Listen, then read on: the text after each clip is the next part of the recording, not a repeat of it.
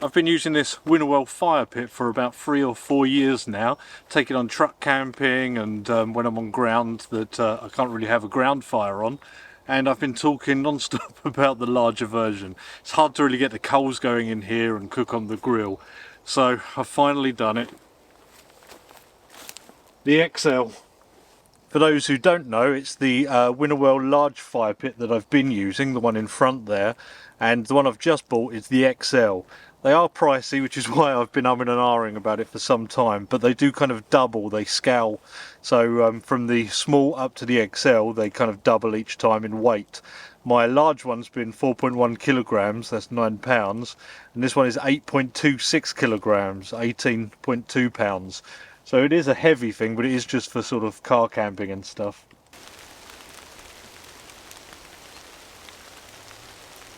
Going to get out and set up the large fire pit first, just so we've got a bit of a base to compare to.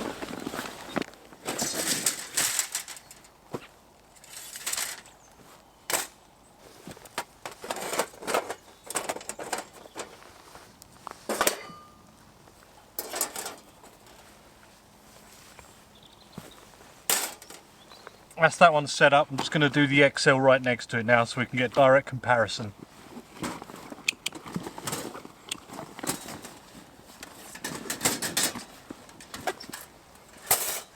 You can see why I like these, they're just so quick and easy to put together.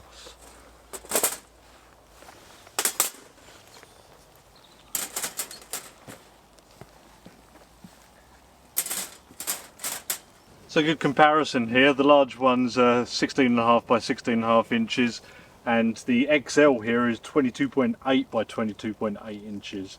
This is just over 12 inches high, this is about 9 inches high. So quite the difference. And like I was saying, the main reason I wanted to upgrade is just keeping a fire going in this because of its smaller size. It just takes more work, you need smaller bits of wood if it starts dying down, harder to get them coals built up. So we're going to try this one today and see what we can do.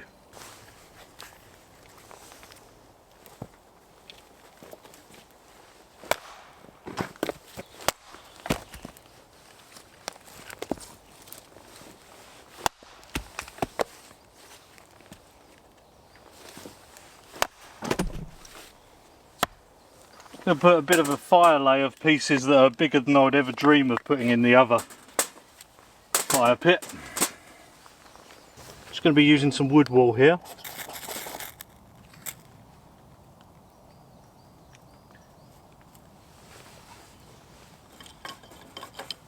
A few bits I've split.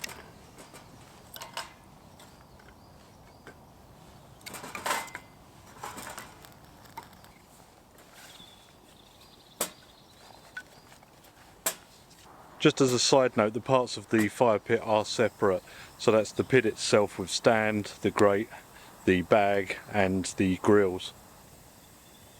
I've put on a big old pile of wood here, all sorts, and that's to try and build up some coals as quickly as possible. It's getting late in the day here because it's just been raining and raining. For a long time now I've been using this TJM Metalworks fire anchor over this fire pit. And the reason for that is that this grill is just a bit too close to the coals. Now, this new grill and the depth of that new fire pit, I'm hoping means I can use the grill, and you can just see the size difference as I place it over this one.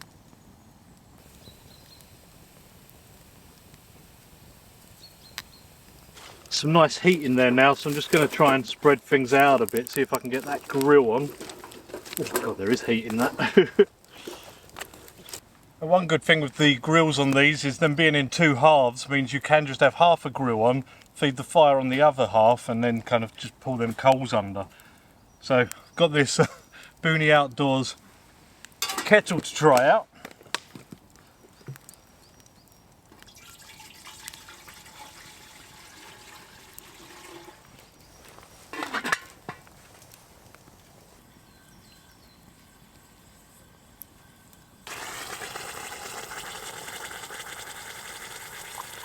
I think that's hot. Now I can't deny these fire pits are expensive, but there's nothing else like them on the market. There's trough style ones that just don't keep a fire going and are hard to feed. There's roll-up ones, there's all sorts. Most of them being very thick gauge steel. These stainless steel ones, they're still quite thin gauge for what they are, but they do not warp. Well, that one hasn't. We'll see how this one goes, I guess. So costly but good, and there's just nothing else like them on the market as far as I can see. She is burning away nice, even with the grill on like that. Loads of room in there. I reckon it's gonna be time for steak in a minute. A couple of steaks here, so I'm just going to oil them up.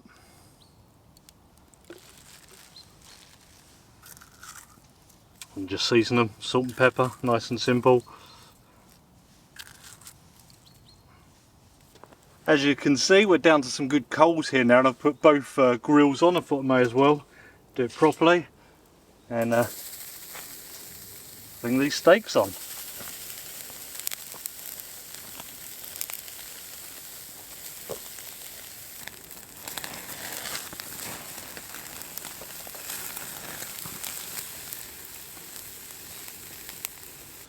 Pretty hot that, so I've just moved the steaks over to the side here, and it's a bit less heat than in the middle there due to the slope of the sides. Yeah, quite nice to cook on so far. The steaks are off to rest, so I'm just doing some eggs to go with them. Good old steak and eggs.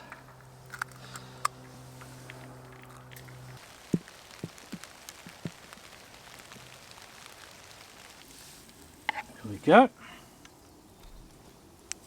So here we go, my woodsman lunch of steak and eggs. It was actually quite nice to cook on that.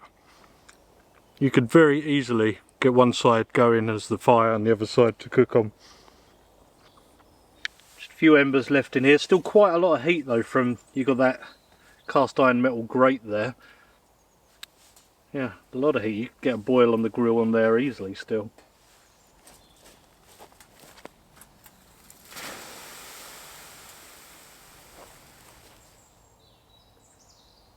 This is cool to the touch now, and I'll go through a few notes on it while I take it apart and break it down. First note is I've never really got the hang of these grills. They kind of hook in on the corners there, and well, I've done it quite perfectly fine then. But yeah, they can be a little fiddly. On the inside of the actual pit itself there, you've got these locator kind of pins on the stand, which helps to go on very easily. They fold up incredibly easily and pretty damn thin as well, and that's both the pit area and the stand there.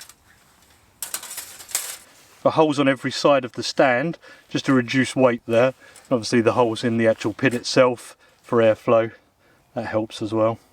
Probably a little more fiddly to put away considering the size and weight. Well, I guess that can serve as a bit of a review of both the large and the XL.